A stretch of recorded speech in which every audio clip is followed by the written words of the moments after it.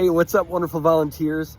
You know, there's not scripture that says you cannot pour from an empty cup. However, it is very much a biblical perspective.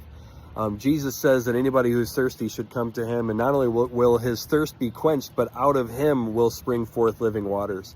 And the same is true when it comes to serving. We can never serve unless we have been filled up first. It's out of the overflow of our heart that we serve. So that being said, we've talked about before the importance of having that quiet time, spending time in prayer, spending time in the Word.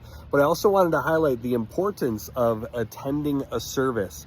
I'll remind you that it is nursery, actually even church volunteer protocol that every volunteer attend at least one major service every week. Now, why do we have that rule? Because it's important that you get filled up before you go and pour out and share love with children, with their families. I've heard it said before that people say, well, nursery is my church. That's where I feel the most filled. But time and time again, I've seen it where somebody forgoes going to service and instead they only serve, and eventually they burn out because they have nothing left to pour out.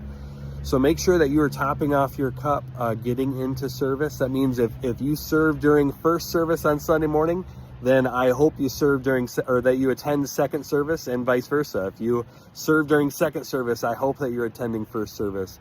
But whatever it looks like, just make sure that you are getting into the sanctuary, you are worshiping, you are getting to be filled up by hearing the word from the pulpit too.